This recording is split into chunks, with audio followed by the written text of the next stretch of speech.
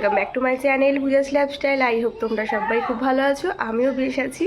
তো আজকে বেশ কিছুদিন পর তোমাদের সাথে একটা ডেইলি ব্লগ শেয়ার করতে আসছি। আর বড় ব্লগ, সেরকম বড় ব্লগ আমার শেয়ারই করা হয় না, বেশিরভাগ ব্লগই আমার মিনি ব্লগে আসছে, দেখতেই পাচ্ছ। তো যাই হোক, চলো, আজকে হচ্ছে তোমাদের দাদাভাইয়ের ছুটির দিন মানেই বাড়িতে কাজবাজ থাকে। সকাল থেকে সব কাজবাজ সেরে একেবারে স্নানটা সেরে নিয়েছি। ইচ্ছা ছিল পুজোটা দেওয়ার, তো দেখা যাক কতটা কি করা যায়।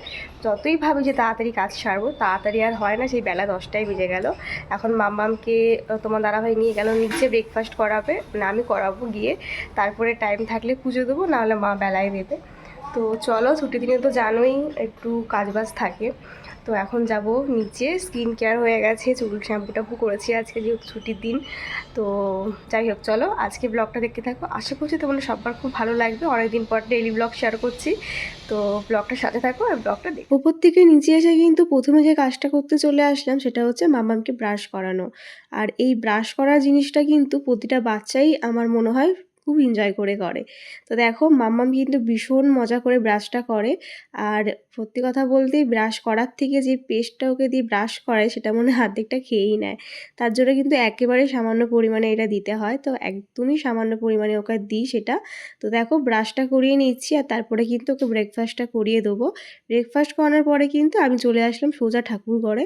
মানে আমার রাধিকার সেবা দেওয়ার পরে কিন্তু আমার গোপুসোনার সেবা দিতে একেবারে চলে এসেছিলাম। তো প্রথমেই দেখো, আমি দোলনাটা একটু মুছে নিলাম, কারণ যেহেতু কাঠের তো প্রচণ্ড ধুলো পড়ে। আর এই দোলনাটা তো জামাইবাবু দিয়েছে, মানে আমার গোপুর পিসান দিয়েছে, তোমরা তো অনেকেই জানো। তো যাই হোক, গপুকে স্নান টান করিয়ে দিয়েছি, তারপরে তাকে সাজিয়ে গুজিয়ে বসিয়ে দিলাম। আর এখন হচ্ছে আমার সব ঠাকুরের চরণে ফুলগুলো দিয়ে দিচ্ছি। আর এখন জানো তো, যেহেতু গরমকালে বাড়িতে প্রচুর ফুল ফোটে, তো বাড়ির ফুল দিয়ে কিন্তু আমার সিংহাসন একেবারে ভরে যায়। তো দেখতেই পাবে এত ফুল হয় যে সিংহাসনে দেওয়ার আর জায়গা থাকে না। আর এই হচ্ছে গপু সোনা, তাকে তো সাজুগুজু করে বসিয়ে দিয়েছিলাম। তো দেখো, ফাইনালি আবার পুজো একেবারে হয়ে গেছে। তো এখন কিন্তু আমি প্রদীপটা দেখিয়ে দিচ্ছি সব ঠাকুরকে, সেটা দেখে আরতি করছি। আর সকালবেলা পুজো দিতে কিন্তু বেশ ভালোই লাগে। ছুটির দিনে প্রতিদিন যদিও দেওয়া হয় না, তো যে কদিন পারি আর কি দিই, যখন টাইমে হয়। তারপরে চলে আসলাম আমার আজকে ব্রেকফাস্ট নিয়ে। গরম গরম লুচি আর সাথে হচ্ছে ঘুগনি, যেটা মা করেছিল। তো খেতে কিন্তু বেশ ভালোই হয়েছিল। তোমার দাদাভাইয়ের ব্রেকফাস্ট হয়ে গেছে, তো এখন আমি করছি। আর অনেকটাই বেলা হয়ে গেছে, মামামকে খাইয়ে পুজো দিতে দিতে প্রায় 11টা মতন বাজছিল। আবার এরপরে কিন্তু চলে যাব রান্নাঘরে। তো দেখো, আর ছুটির দিনে তো লুচি তরকারি এগুলো হয়েই থাকে, যেহেতু গরমকাল পড়ছে, তাই মা আজকের রুটিনটা কিন্তু নিরামিষ করেছিল। তো যাই হোক, তারপরে চলে আসলাম হচ্ছে, মাঝে অনেকটা টাইম কেটে গেছে। এখন মামামকে ওর লেমন জুসটা খাওয়াবো, প্রতিদিন এটা দিই ওকে আমি, মৌসুম্বি রস। আর প্রতিটা বাচ্চার কিন্তু গরমে শরীর ঠান্ডা রাখার জন্য মৌসুমি রসটা খাওয়া ভীষণই প্রয়োজন। আর মৌসুমি রস করতে করতে দেখি তোমার দাদাভাইও বাজার থেকে চলে এসেছে। আর তোমার দাদাভাই বাজারে আনতে গেছিলো হচ্ছে চিকেন, তো সেটা নিয়ে এসেছে। আর দেখো, সাথে আছে হচ্ছে আমার দেওর, যাকে তো তোমরা আমার ব্লগে দেখতেই থাকো বেশিরভাগ দিনই। তো যাই হোক, দেখো, তোমার দাদাভাই বাজার থেকে চিকেন, তারপরে মা আর বাকি যা যা জিনিস আনতে দিয়েছিল সেগুলো নিয়ে আসতো, আবার হাতে ব্যাগটা দিয়ে দিল। আর এদিকে দেখো, মাম্মাম তো ভীষণ দেখে এক্সাইটেড যে পাপা কী নিয়ে এসেছে, ভাবছে হয়তো ওর জন্য চকলেট নিয়ে এসেছে। এখন চকলেট খাওয়ার এত নেশা হয়েছে না যে কি বলবো। তো যাই হোক, দেখো, তোমার দাদাভাই ব্যাগটা দিয়ে দিল। তারপর আমি সোজা গিয়ে মায়ের হাতে ধরে দিলাম ব্যাগটা, তারপরে চলে আসলাম মামামকে লেমন জুসটা খাওয়াবো বলে, কারণ অনেকটাই বেলা হয়ে গেছে। আর ওদিকে রান্নাবান্নাও লেট হয়ে গেছে আজকে। আর ছুটির দিনে দেখবে প্রতিটা বাড়িতেই কিন্তু রান্নাবান্না করতে একটু লেট হয়ে যায়।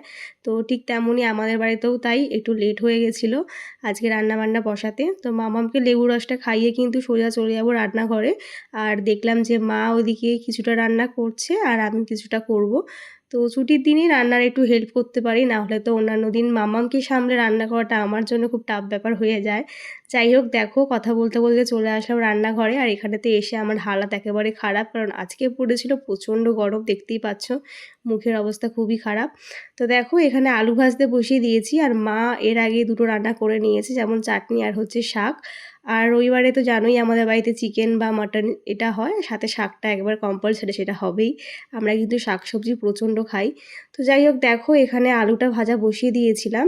আর আলুটা ভাজার পরে কিন্তু এরপরে চিকেনটা কষাতে বসিয়ে দেবো, কারণ আলু ভাজা অনেকটাই হয়ে গিয়েছিলো। তারপরে দেখো চিকেনটা মশলা টশলা দিয়ে একবারে কষাতে দিয়ে দিলাম। আর প্রচণ্ড গরম লাগছিলো, তাই কোনো ব্লগ আর শ্যুট করতে ভালো লাগছিল না, বীভৎস গরম পড়েছে। তারপরে দেখো একেবারে লাঞ্চ টেবিলে চলে আসলাম। আর আজকে লাঞ্চে ছিল হচ্ছে কচুরলতি, শাক, আর সাথে ছিল হচ্ছে শসা, লেবু আর চিকেন কষা, আর অবশ্যই আমের চাটনি। গরমকালে কিন্তু আমের চাটনি ছাড়া একেবারেই গরমকালটা অসম্পূর্ণ। তো যাই হোক, এটাই ছিল আমার আজকে লাঞ্চের মেনু। তারপরে কিন্তু একটা লম্বা ঘুম দিয়েছিলাম লাঞ্চ করে। আর বিকালবেলা এসে দেখি মা এখানে করছিল তরমুজের শরবত, যেটা খেতে কিন্তু অসাধারণ হয়। আর এটা কিন্তু মায়েরই রেসিপি, মা খুব সুন্দর বানায়। আমি এখানে এসে মায়ের থেকেই শিখেছি, মানে আমার শাশুড়ি মায়ের থেকেই। তো দেখো ঠান্ডা ঠান্ডা ঘুম থেকে উঠে এরকম ওয়াটারমেলনের জুস খেতে কারি না ভালো লাগে, আমার তো ভীষণ ভালো লাগে। তো এর মধ্যে দইও অ্যাড করেছিল। তো যাই হোক, সেটাই এখন সবাইকে আমি সার্ভ করে দিচ্ছি। আর দেখো কালারটা কতটা সুন্দর এসেছে। তো আমরা এর মধ্যে লেবু পাতাও দিয়েছিলাম, তাতে কিন্তু সেন্টটা একটু ভালো হয় আর কি, মানে গন্ধরাজ ঘোলের মতন আসছিল। তবে খেতে জাস্ট ওয়াও হয়েছিল। আমি ভয়েস ওভার দিতে দিতে আমার যেন আরও একবার খেতে ইচ্ছা করছিল। তো যাই হোক, এই জুসটা সবাইকে সার্ভ করে দিলাম, তারপরে আমিও নিয়ে নিলাম। আর এক ঢোক খাওয়ার পরেই আমার শরীরটা পুরো ঠান্ডা হয়ে গেল। যারা যারা গরমে এরকম জুস খেতে পছন্দ করো, তারা কিন্তু অবশ্যই এটা ট্রাই করতে পারো। তো দেখো বন্ধুরা, তখন তো দেখতেই পেলে যে তরমুজের জুস খেলাম, মা করেছিল। আর এখন একটু রেডি হয়ে নিয়েছি প্রতিদিনকার মতো, মানে প্রতি সপ্তাহের মতন আজকেও একটু বেরাবো।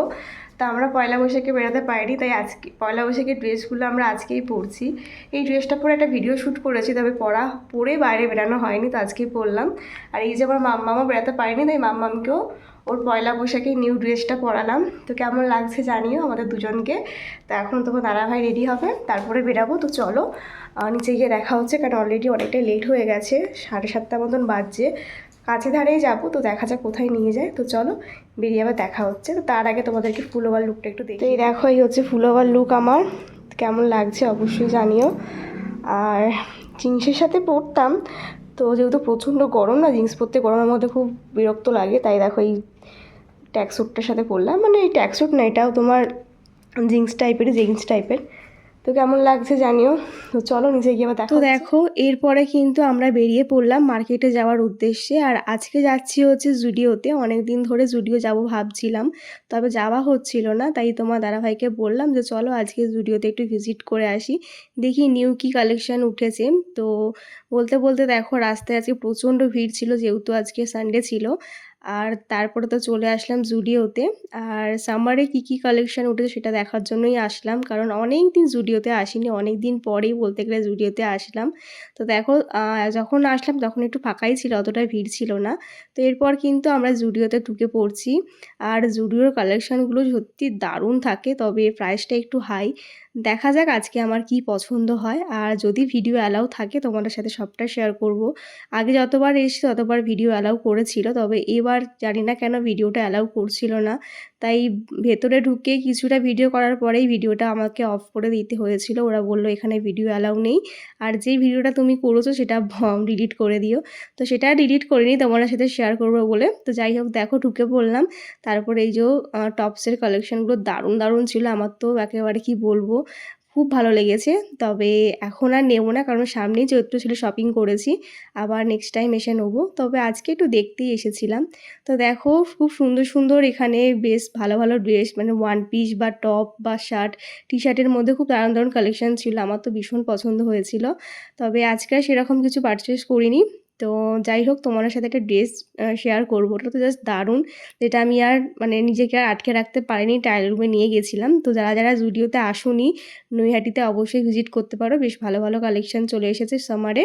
তো দেখো এখানে এই টি শার্টগুলো বেশ ভালোই লাগছিলো, শার্টগুলো বেশ ভালোই লাগছিল। তারপরে দেখো ট্রায়াল রুমের দিকে চলে আসলাম। এই ওয়ান পিসটা আমার তো দারুণ লেগেছে, কালারটা যেমন সুন্দর, দেখতেও কিন্তু অসাধারণ।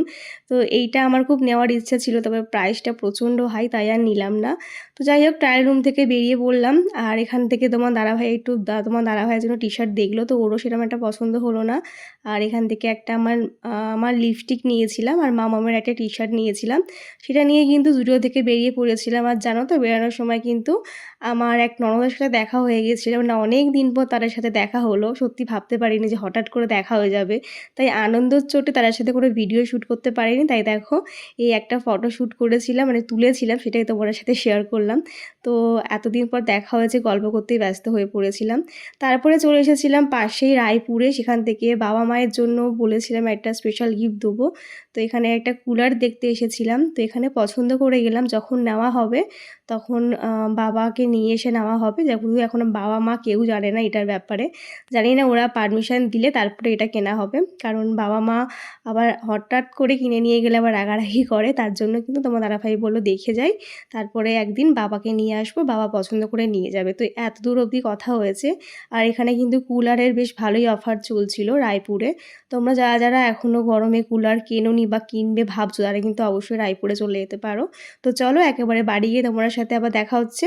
তো দেখো ফাইনালি চলে আসলাম বাড়ি। মাঝে আর রাস্তায় কোনো ভিডিও শ্যুট করা হয়নি, কারণ অনেকটাই লেট হয়ে গেছিলো। আর জানো তো মাঝে একজনের সাথে দেখা হয়েছিল, তো খুব প্রিয় একটা মানুষ আমার। তো আমার মাসি শাশুড়ির মেয়ে, মানে আমার এক ছোটো ননদ আর নন্দাই। তো এত গল্প, মানে অনেকদিন পর দেখা হয়েছে, তো এক্সাইটেডের মধ্যে না মানে তাদের সাথে কোনো ভিডিও শ্যুট করতেই ভুলে গেছি। তো একটা ফটো তুলেছিলাম, তো সেগুলো ভিডিও মানে এই ব্লগটায় অ্যাড করে দেবো লাস্টে। তো মানে অনেকদিন পর দেখা হলে যা হয়, প্রচুর তো গল্প জমে থাকে। তবে যেহেতু রাস্তায় দেখা হয়েছে, তাই আর সেরকম কথা বলতে পারলাম না। তো বেশ ভালো লাগলো, অনেকদিন পর দেখবে অচেনা কারোর সাথে দেখা হলে অনেকগুলো দিন পর বেশ ভালোই লাগে। তো অনেক তো গল্প জমেছিল, আর আমাদের গল্প শুরু হলে শেষ হতো না, তার জন্য সেরকম আর বেশি গল্প করিনি। ওই অল্প একটু গল্প করে ওরাও গেল, আমরা জুডিও থেকে বেরাচ্ছে, ওরা হচ্ছে ঢুকছে, সেই মুমেন্টে দেখা হয়েছে। তো তার জন্যই একটু গল্প আড্ডা করে তারপরে আমরা বেরিয়ে আসলাম বাবা মায়ের জন্য ওই কুলারটা দেখার জন্য। দেখলাম, তো দেখা যাক কবে নেওয়া যায়। বাবা তো না করছে, বাবা বলছে না এবছর নিতে হবে না, নেক্সট ইয়ারে নেওয়ার জন্য। তো দেখা যাক কি হয়। তো প্ল্যানিং চলছে, আমরা দেখে এসেছি, তো লাস্টে কী হবে জানি না। তো আমাদের তো খুব ইচ্ছা নেওয়ার। যাই হোক চলো, আজকে ব্লগটা আমি এখানে শেষ করছি, প্রচণ্ড গরম লাগছে, ঘেমে গেছি। তো দেখা হচ্ছে নেক্সট ব্লগে। আজকের ব্লগটা তোমাদের কেমন লাগলো অবশ্যই ঝটপট কমেন্টে জানিয়ে ফেলো, আর ভালো লাগলে অবশ্যই লাইক কমেন্ট করে দিও। আর আমার চ্যানেলটা যারা এখনও সাবস্ক্রাইব করি প্লিজ সাবস্ক্রাইব করে পাশে থেকো। তো চলো আজকে মতন টাটা সবাইকে, গুড নাইট।